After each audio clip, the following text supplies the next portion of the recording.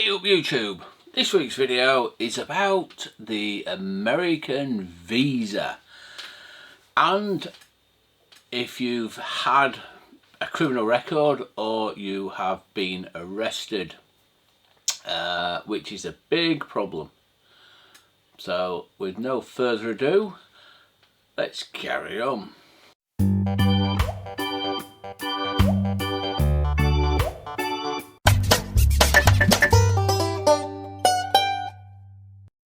The problem is, if you've ever been arrested, when you're filling out the DS-160 form, which you applying for the American visa, I applied for the B1, B2 visa, and I made quite a big mistake, sort of. Basically, if you go to the US Embassy and Consulate in the UK, you have to get a visa to travel to America. It all depends how long you want to go. If you want to go for a short time, you get what's called an ESTA, which is British passport. You're out 3 months. But I wanted to go for 6 months. So as you see on the screen here, there's different like the B1 is athletics, amateur, professional, blah blah blah. There's all different visa types, as you see all the way down here. So I wanted a B1, which domestic employee or nanny. It's a different business visa, visitor rather, sorry. Medical treatment's a B2. So there's different sections to that, or like tourist vaccination and pleasure visitor is a B2. So I wanted a B1, B2. Basically, so you've got lots of visas for it. It all depends what you want to do. Right, if you go on to travel.state.gov, and that'll take you to the American travel state department so you can find out about the DS-160. This page here is the DS-160, and that's the one that you need for the B1, B2 visa. When you go on to the DS-160, you'll come up with a screen like this. So basically you fill it in. I'm not going to do what visas, because there's lots about the visa online, about the DS-160, about filling it in. There's an awful lot of them. So basically you're filling what country you are and all that sort of stuff, then the code, and then start application. So you go through all that, and eventually you've got to find out certain documents as well before you go. So it's got a little bit thing there saying, you know, get your documents. So all the documents that you need you can find out quite easily. But it all depends where you are and what you're doing and what you're going for and all that sort of thing. I can't remember, I don't think I needed a lot, but one of the big ones that I did need, I didn't have. So let's go and have a look at the next site. Right, what it does when you're filling in all this, the DS-160, and you can do it online. And if you've not got some information, you can go back to it and you can save it, and it explains it all on that. You can save it and then go back to it later on.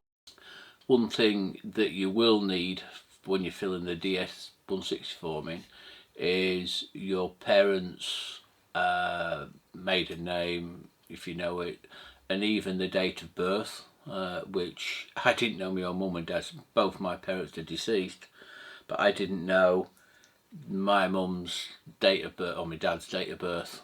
I knew the birthday, but yeah, I did, sort of. But they've both been gone a while, so I had to end up ringing my brother up and asking him, and he lives in Germany. So it's kind of the things like that you've got to think. So sometimes you can go through, and it doesn't matter if you haven't got it, you can go back to it. Then you also need somewhere that they can contact you in America, or somewhere that you're staying, like a hotel, a friend's house, that sort of stuff. Imperative thing when you fill this form out: do not lie. ever, do not lie. Make sure you get every question right. Don't bend the truth. It's not worth it. They will find you out, because you do this, and then once you've done that, you've got to go in. You've got to go on another part of the website, and I think it's something to do with that as well. Anyway, I'm just waffling, but you've got to go on and book a appointment at the consulate, which I was obviously, I'm in England, so I went down to the London consulate, so I had to book that in advance. Now, to get an interview for there, you're looking about 4 months. So this is why it's imperative. Imperative, is that the right word? You've got to do it well in advance. I was lucky because my passport was due to renewal, so I renewed my passport, so I had the big thicker passport on with 50 pages. So I had a new passport, and then because the visa is stuck into your passport, so if you lose your passport or your passport runs out, you get a new passport, you have to apply for the visa again. So you've got to make sure that you've got at least the time 6 months after you get back from wherever you're travelling. Now, the American visa will last 5 years, if I remember. It's either 5 or 10 years, about 5 years. So once you've got that visa in there, you can go back. You can go back a couple of times.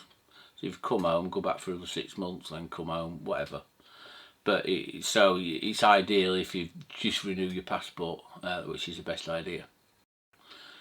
The DS160 will also ask, have you got any friends? Are you going there to get married? Have you got a woman over there? They just basically want to find out if you're going over there and you're not going to come back. Right, I'll get on to the whole point of the video. So, when you're going on, when you do the Canadian visa, you do it online, it takes 10 minutes. It costs you $7 Canadian, which is about 4 or 5 quid, whatever it is. And you go on and check it all out, and it's very simple to do, and then you click. But one of the questions there, it says, have you got a criminal record?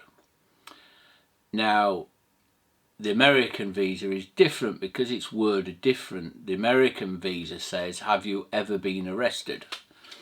Now, I have been arrested when I was young. I was a little naughty boy. I was 14 and I got arrested for borrowing 2 push bikes that I didn't take back. I need 2 push bikes. I think there were criminal damage on there as well. So, because I was 14, in England, it all gets wiped when you're 18. Unless it's really serious, it all gets wiped when you're 18. So technically, I don't have a criminal record, and I haven't done for the last 40 years. So when I applied for the Canadian visa, it asks, have you got a criminal record? And I says no, which I haven't because it's been cleared, which is fair enough. The American visa, have you ever been arrested? Yes.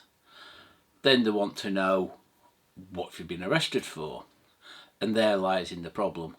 Now, you've got to fill in another form. Basically, you have to find out what you was arrested for. Me, it was 40 years and I haven't got a clue. I have to put my glasses on because I can't see.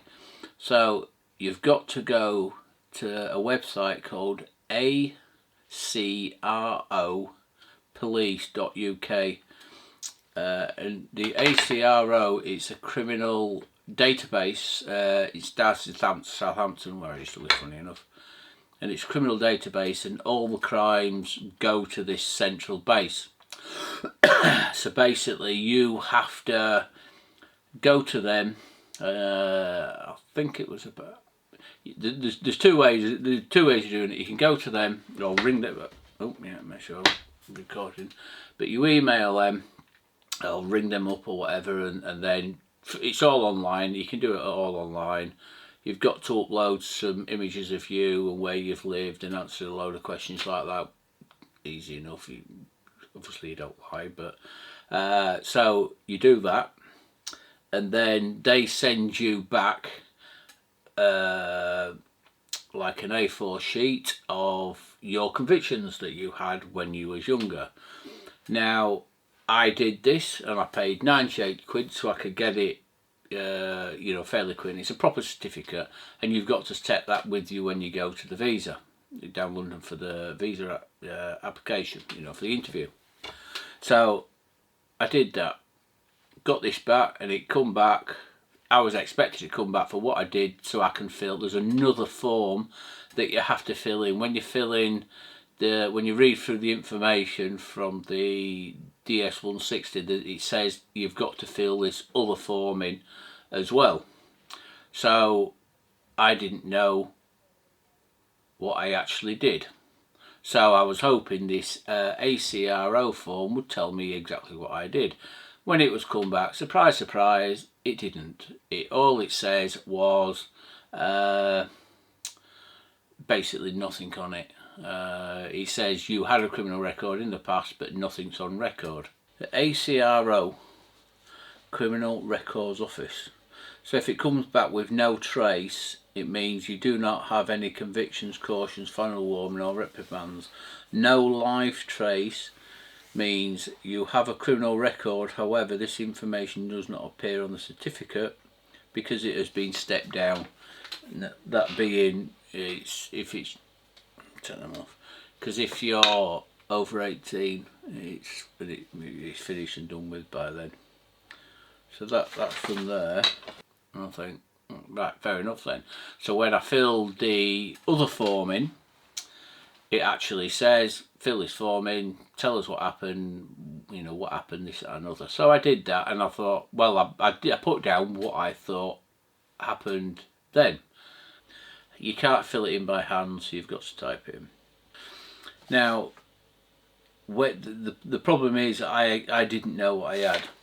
Now, I didn't know until I went to my interview. I got this VCU, whatever it is, VCU1 form. I got that, I filled it in, what I thought that happened. When I thought, oh, that's all right, I've got my thing and I've got my certificate from the police. So I thought, that's hunky dory, that's all, you know. Went there, he says, oh yeah, I've got all this, got all that. Oh, you are well prepared. Yeah, I thought I was. I wasn't though. EU1 form, I didn't fill that in properly because I didn't know.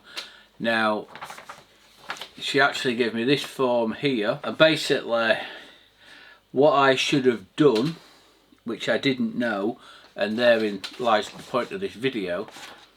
Long-winded, I know, sorry. But what I should have done, as soon as I got that form back from the ACRO, the police, I should have rang them up and find out exactly, which I didn't know this until I had the interview 4 months later. I should have rang the ARCO up, the police, and got the information that I needed. Now it's all on the document, so I ring them up, give them that number that's on for the document, whatever it is, and they'll tell me. They do a few checks as well, but they tell me what I did, what date it was, what court it was, what the fine was, what happened, and for every crime that you've done, they write that down. They tell you that over the phone. Now, this is the imperative thing. You write that down, and you write that down word for word. Everything identical to what she said or what they've said. That's the first part. And also, you've got to tell the police, when you ring them up, to authorise you to let them have the information. They don't actually give them the information, but when the American consulate ring up, they say what I've written down on this bit of paper, and that's why you've got to do it word for word. They tell the police all that's written down that I've explained to them, they've written down, so the police they'll either say yes, that's right, that's what happened, or no, that's not right. So that's why you've got to do it word for word. And then there's Homeland Security, which that took 3 months. So now if I'd have done this right in the first place, I probably would have got my visa there and then, because while I was waiting for them to sort the stuff out, they probably would have rang the police up then and says what I've just explained, and then they might have said, yeah, right, that's fine, the convictions are nothing to worry about, give them a visa, there you go, keep your passport, whatever. Everything's right, and they've done their checks, which they did, and everything was right. So luckily 3 months later I got my visa, but it took I started the visa application in February, and I got my passport back with my visa in at the end of December, so that's quite a while. Hopefully this will help. Luckily it was just juvenile convictions that I had.